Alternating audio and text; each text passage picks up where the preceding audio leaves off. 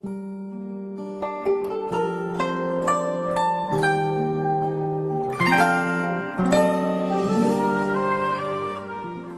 এক আপন ছোঁয়ায় ৬টি ঋতু নিয়ে সাজানো আমাদের এই প্রিয় মাতৃভূমি বাংলাদেশ। ঋতুভেদে প্রকৃতির এই পরিবর্তন প্রতিটি মুহূর্তেই যেন এই দেশকে নতুন রূপে তুলে ধরে।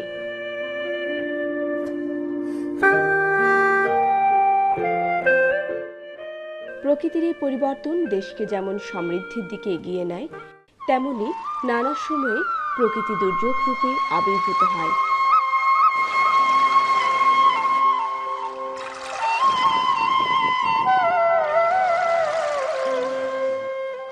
কিছুটা সময়ের জন্য স্থবির করে দেয় স্বাভাবিক জনজীবন।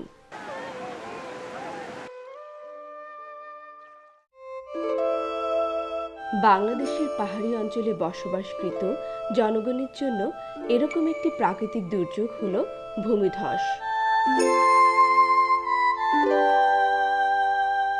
কোনো পাহাড়ের উঁচু স্থান হতে নতুনভাবে বিচ্ছিন্ন শিলা, মাটি অথবা বিভিন্ন আকারের শিলা, মাটি ও পানির মিশ্রণ পাহাড়ের ঢাল বেয়ে পৃথিবীর অভিকর্ষীয় টানে হঠাৎ নিচের দিকে নেমে আসাকে সাধারণত ভূমিধস বলে। ভূমিধস সাধারণত পাহাড়ি অঞ্চলে হয়ে থাকে। সমূহ বাংলাদেশের মোট আয়তনের প্রায় 20% পাহাড়ি অঞ্চল। এই পাহাড়ি অঞ্চল সমূহ সাধারণত দেশের দক্ষিণ পূর্বে বৃহত্তর চট্টগ্রাম ও পার্বত্য চট্টগ্রাম এবং উত্তর পূর্বে বৃহত্তর সিলেট অঞ্চলে অবস্থিত। বর্ষা মৌসুমে এ সকল পাহাড়ি অঞ্চলে প্রায়ই পাহাড় ধস হয়ে থাকে। চট্টগ্রাম, কক্সবাজার, টেকনাফ, বান্দরবান সহ আশেপাশের এলাকায় এখন প্রায় প্রতি বছরই পাহাড় ধস হচ্ছে। এর ফলে সম্পত্তির ক্ষয়সাধন ছাড়াও ঝরে পড়ছে অনেক মূল্যবান প্রাণ। 11 জুন 2007 সকালে ঘুম ভেঙে বিপর্যয়ের মুখোমুখি হয় চট্টগ্রামবাসী। চারপাশে পানি আর পানি। আবহাওয়া অধিদপ্তর সূত্রে জানা যায় 11 জুন রাতে বৃষ্টিপাত হয় 350 মিলিমিটার। মুষলধারে বৃষ্টির কারণে লেবুবাগান, সেকান্দারপাড়া, কচিয়াগোনা, কুসুমবাগ, মতিঝর্ণা, ডোবার পাড়, লালখান বাজার, চট্টগ্রাম বিশ্ববিদ্যালয় এবং ফয়েজ লেক এলাকাসহ চট্টগ্রাম শহরের বিভিন্ন এলাকায় পাহাড় ধসে ঘটে গেল মর্মান্তিক মানবিক বিপর্যয়। 2007 সালের 11 জুন বাংলাদেশের ইতিহাসের সবচেয়ে বড় পাহাড় ধসে অকালে প্রাণ হারায় 126 জন।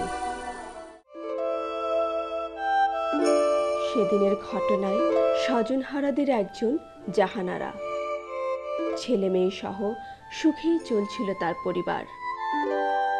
2007 সালে চট্টগ্রামের দেবারপাড়া পাহাড় ধসে হারিয়েছেন ছোট মেয়ে এবং বড় মেয়ে জামাইকে। হারিয়েছেন সহায় সম্পত্তি।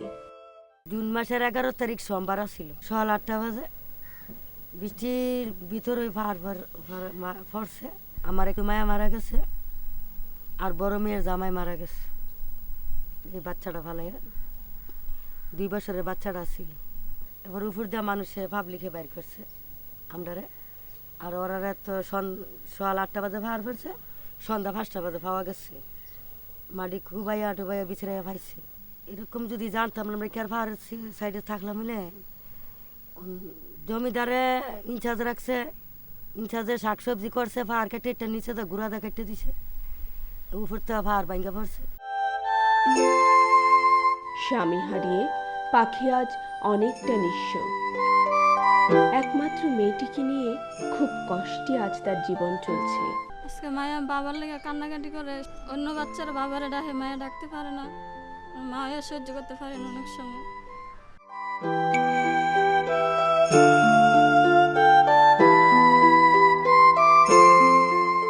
আমি এরকম চাই না যাতে আমার মতো কেউ অল্প বয়সে বিধবা হোক, কেউ ছেলে হারা হোক, কেউ বাবা হারা হোক। আমি এরকম চাই না। 2008 টানা 6 দিনের প্রবল বর্ষণে 4 এবং 6 জুলাই কক্সবাজারের টেকনাফ উপজেলার বিভিন্ন এলাকায় পাহাড় ধসে 11 জনের মৃত্যু হয়েছে। 6 জুলাই 2008 মহাজনপাড়া, কক্সবাজার।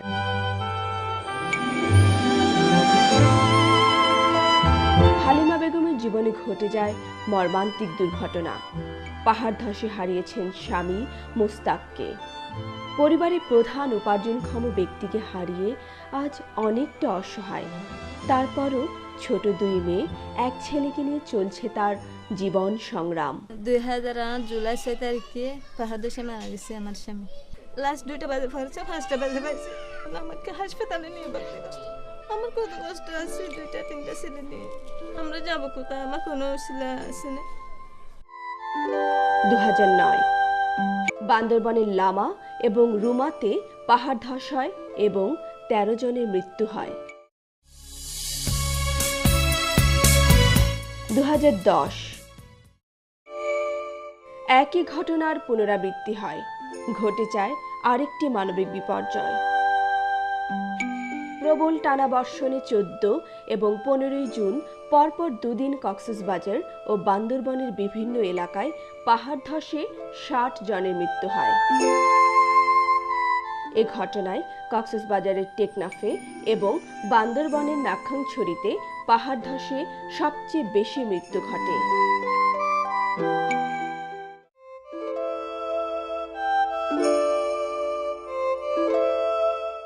রুবি, হালিম, আফসার 3 ভাই বোন, বয়স সকলের 10-এর মধ্যে।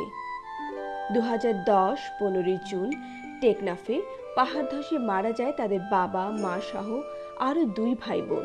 সেদিনের ঘটনা সম্পর্কে তেমন কিছু বলতে না পারলেও 3 ভাই বোনের চেহারাই বলে দেয় তারা কি হারিয়েছে। আর্থিকভাবে অসচ্ছল চাচা নুরুল কবির অনেক কষ্টে তাদের আগলে রাখেন। অনেক বৃষ্টি হয়েছিল, বৃষ্টির কারণে এই পাহাড় এটা আর এটা একসাথে এখানে বাড়ি ছিল। এটা আমার মামাতো ভাইয়ের বাড়ি। এক ফ্যামিলির মধ্যে 7 জন ছিল। 7 জনের মধ্যে 3 জন বেঁচে গেছে, মা বাবা, ওদের বাচ্চা 2টা, একটা ছেলে একটা মেয়ে। এরা 4 জন মাটির নিচে পড়ে গেছে।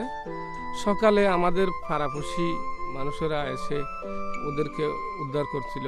এখন বাচ্চা আছে 3টা, একটার বয়স 11 বছর, আরেকটার বয়স 9 বছর, আরেকটার বয়স 4 বছর। এটা ফুয়ানি রাখি না পারি, আইও তাকি না পারি, এটা হাতু মানি মন তুলে দেখি গম না লাগে, এটা তাকি না পারি ফুয়ানি উনি গুজরে। তো ফুয়ানি উনি আর মা হইয়ারে যখন তো যাই তার বলে এটা তাকি না পারি আগে গিয়ে তো মানুষের আইসা তাকি দিই। আমিও ছিলাম। আমার যে এই যে টুকু মাটি ছিল আমাকেও ওইখান থেকে উদ্ধার করছে। আমার ফ্যামিলি, আমার বাল বাচ্চার 6 জন, ওরাও মাটি দশার মধ্যে পড়ে গেছে। এখন কি বাচ্চার লালন পালন করবো কি? এর এখানে জায়গা জমিনের দাম অনেক বেশি, এই জন্য তো আমরা সরকারি জায়গার মধ্যে বসবাস করতেছিলাম।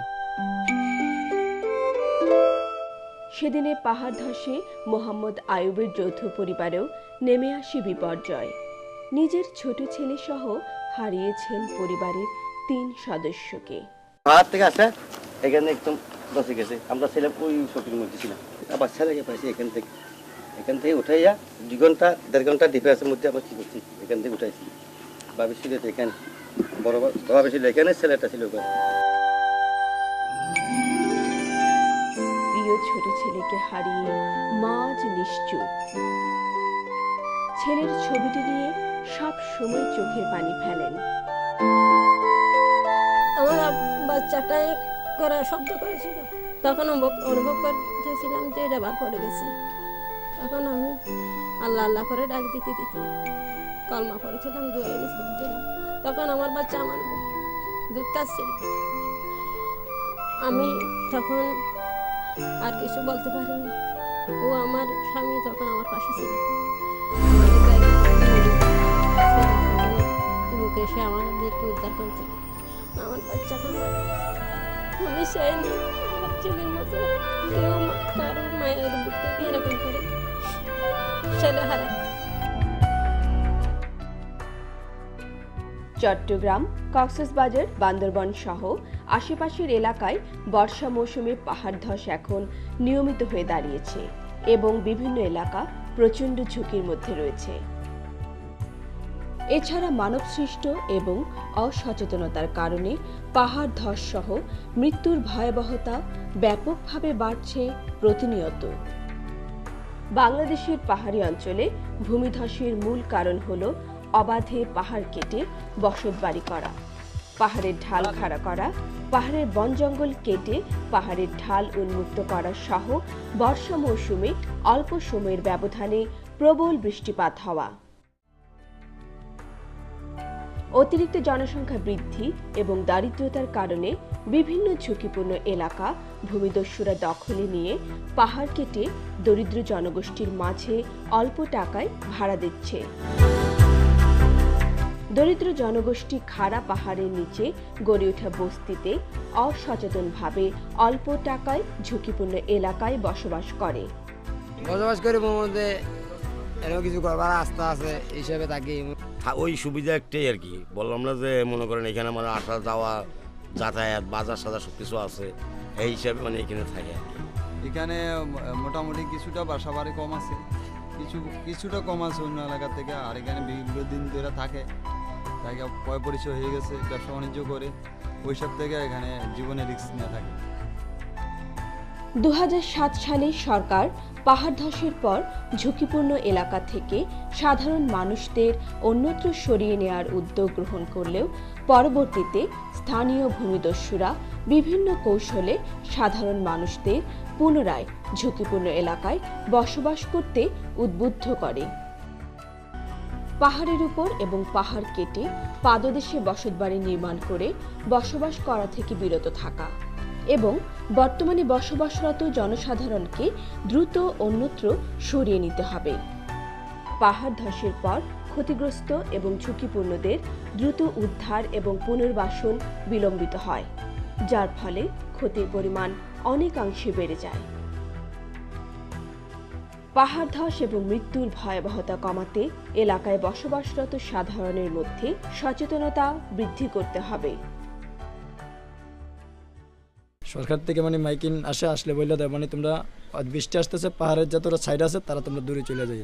যখন বৃষ্টি হয় তখন কিছু লোক সতর্ক থাকে, কিছু লোক বাইরে চলে যায়, আত্মীয় স্বজনের বাড়িতে থাকে। মানে বেশি বৃষ্টি হলে রোডে ঘাটে থাকে, ঘরে কম থাকে, সচেতন থাকে, আগের থেকে সচেতন থাকে। আমি নিজেও সতর্ক, আর যারা আছে তাদেরকেও বলতেছি সতর্ক থাকার জন্য। দ্য বিল্ডিং কনস্ট্রাকশন অ্যাক্ট 1952 পাহাড় কাটার উপর বিধিনিষেধ থাকলেও ওই আইনে উল্লেখ আছে সরকারের আগাম অনুমোদন সাপেক্ষে পাহাড় কাটা যাবে। ইমারত নির্মাণ বিধিমালা 1996 উল্লেখ আছে সরকারের সংশ্লিষ্ট অধিদপ্তর সমূহের ছাড়পত্র নিয়ে নির্ধারিত ফর্মে পাহাড় কাটার আবেদন করা যাবে।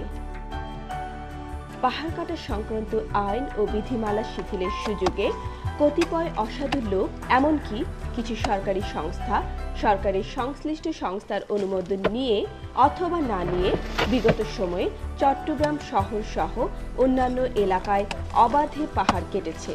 তাই পাহাড় কাটা বন্ধ করার জন্য যত দ্রুত সম্ভব কঠোর আইন করা উচিত। পাহাড়ে প্রচুর গাছ লাগাতে হবে।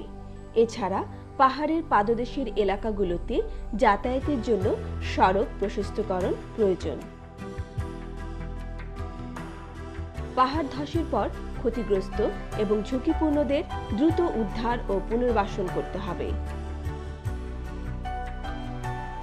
পাহাড় ধস প্রতিরোধ করতে প্রয়োজন আমাদের সকলের সচেতনতা। সকলের সচেতনতায় আমরা সুন্দর প্রকৃতির মাঝে বসবাস করতে পারব নিরাপদে।